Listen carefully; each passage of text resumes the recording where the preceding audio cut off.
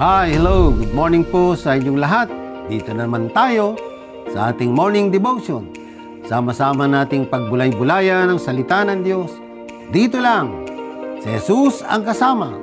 Manood, makinig, isa puso ang kapangyarihan ng salita ng Diyos at nang maranasan ang pagpapala ng Diyos. Maramdaman mo ang saya at kagalakan sa paglilingkod sa Diyos. Our topic today, moving forward in mission. Ito po ang inyong devotional leader, Reverend Sunny de la Peña.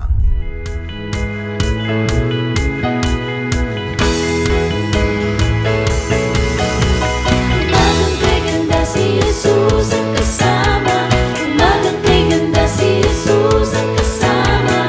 Umagang ganda si Jesus ang kasama. Kasama na si Jesus ang kasama na.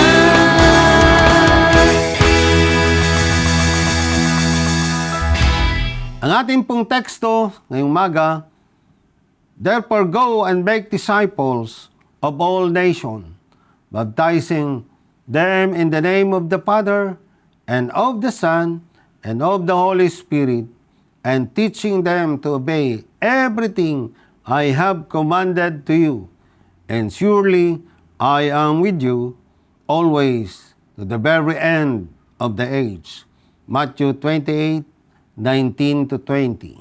Bago po tayo magpatuloy, pakinggan muna natin ang magandang awit.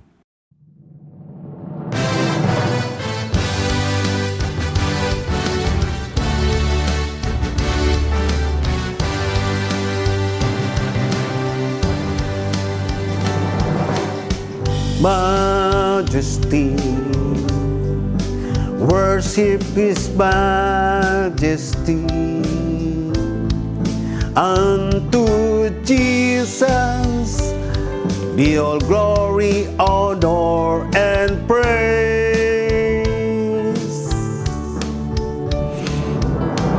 Majesty, kingdom, authority, flow from His throne, and to His own His anthem reigns. So exalt, lift up on high the name of Jesus. Magnify, come glorify Christ Jesus the King. Majesty, worship His majesty. Jesus who died, now glorified, King of all kings.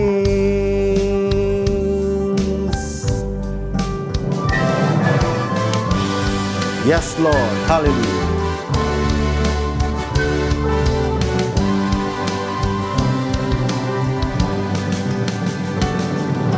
Majesty, worship His majesty. Unto Jesus be all glory, honor, and praise.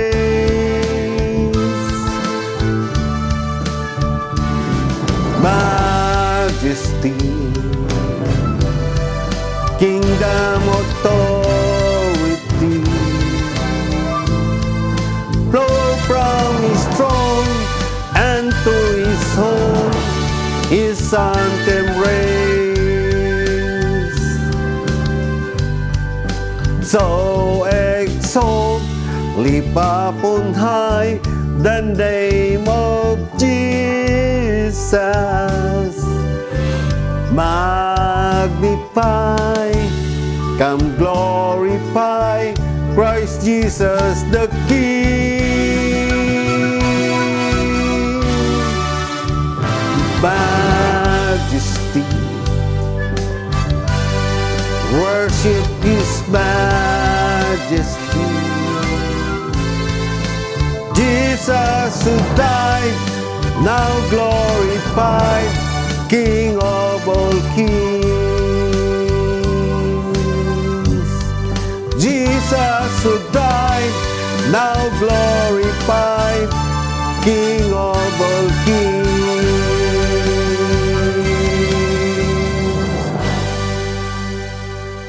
Tayo po ay manalangin. O Diyos na mga pangyarihan, sa muli na naman po ay nasa morning devotion ang iyong abang lingkod sa gawain ito. Puspusin mo ng Espiritu Santo. Hawakan mo ako, God, at patuloy na ikaw magsalita sa aking buhay.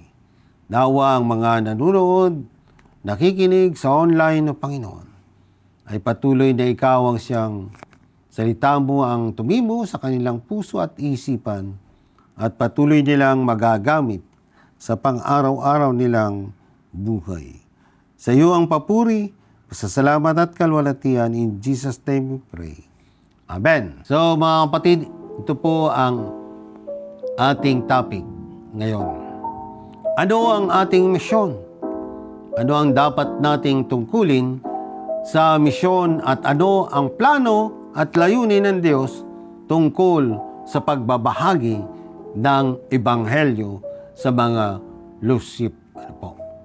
Ngayon, tutukan natin ang misyon ng Diyos para sa bawat isa sa atin bilang mga individual at gayon din bilang isang simbahan. Isang misyon na tinawag tayo ng Diyos upang maging bahagi. Isang misyon ng paglilingkod. Sa pagpapatuloy ng ating life is a journey. Yan. Gusto kong hikayatin ka at isaalang-alang na may plano ang Diyos. Ikaw ay bahagi ng planong ibahagi ang Ebanghelyo at gumawa ng mga disipulo para hikayatin ng mga tao na maging tagasunod ni Kristo mula sa lahat ng bansa. Ang iyong buhay ay isang patotoo na kung ano ang ginagawa at ginagawa ni Jesus sa iyong buhay at ito ay makapangyarihan. Hindi ito imposibleng misyon. Hindi ka tinawag ng Diyos para mabigo. Tinawag ka ng Diyos para gawin ang isang bagay na kaya mong gawin. Bibigyan ka ni Jesus ng kakayahan sa magitan ng kanyang banal na Espiritu. Habang lumalabas ka ng may pananampalataya upang ibahagi ang mensahe. Ang mensahe ay matatagpuan sa pinakadakilang aklat na nasusulat, ang Biblia. At ito ang magagamit halos lahat ng dako. Ang inyong misyon ay gawin kung ano ang iyong nilikha at iniligtas upang gawin. Ibahagi ang Ebanghelyo ni Kristo sa mga nasa inyong impluensya. Maniwala ka man o hindi, ang mga pastor, ministro at missionary sa ibang bansa ay hindi lamang ang tinawag upang maabot ang mundo ng mensahe ni Kristo. Nais ng Diyos na lahat tayo ay may bahagi.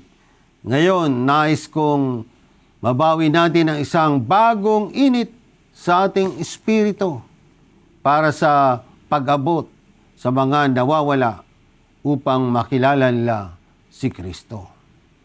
Paano magagawin ang iyong misyon? Ang ating misyon ay nagsisimula sa misyon ng Diyos. Kaya ano ang misyon ng Diyos?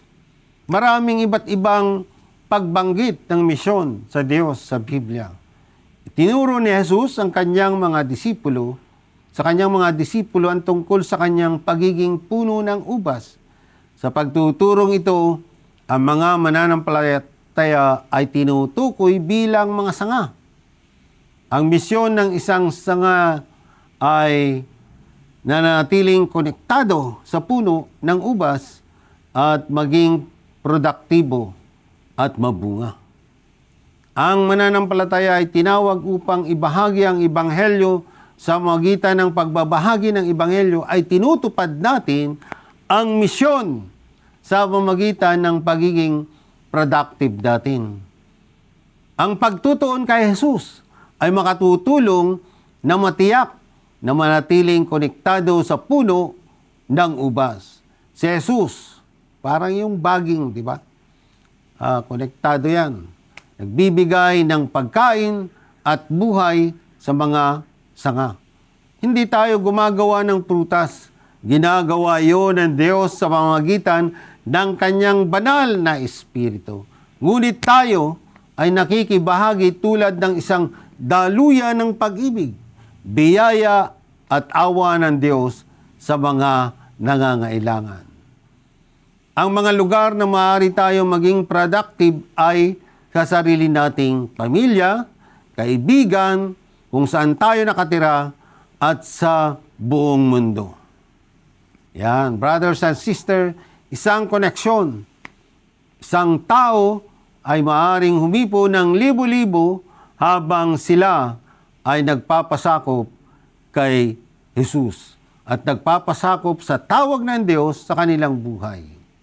Ito ang ilang personalidad na nakahikayat ng maraming tao. Una, si Billy Graham, touched millions of people. Kalawa, Martin Luther, touched thousands of people.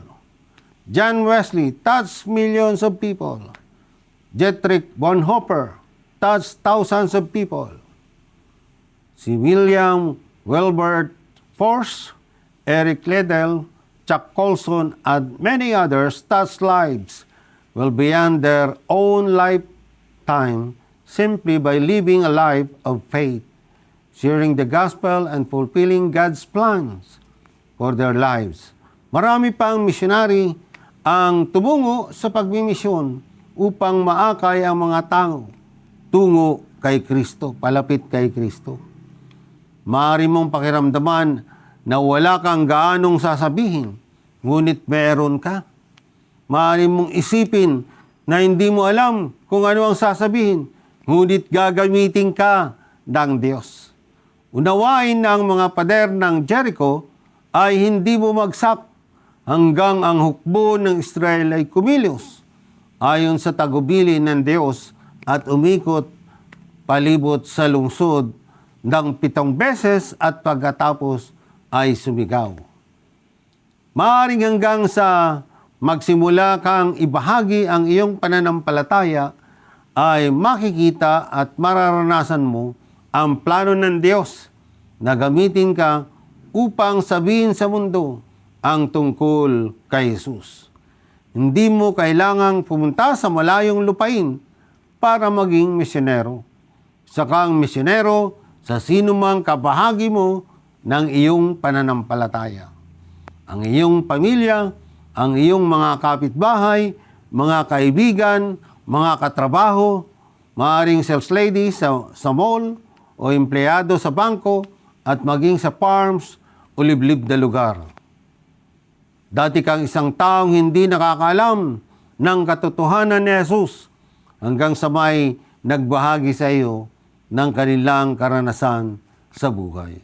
Huwag isipin na ang isang misyonero ay lamang sa ibang bansa. Oo, nagpapadala tayo ng pera at mga misyonero sa buong mundo. Pero may mission field dito at nandito ka na.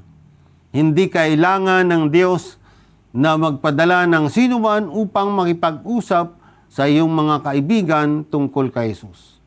Maliban kung pipiliin mong huwag pansinin ang larangan ng misyon na sa paligid mo.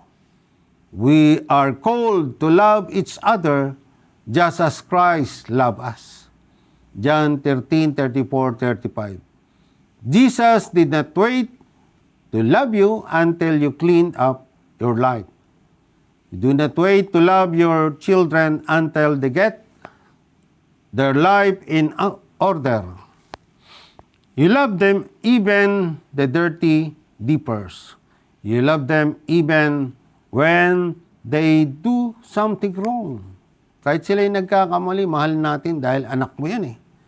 God so loved the world that while we were still sinners, Jesus died for us that we might have faith and be saved. It is easy for someone in our family or close friend group to know we love and care about them.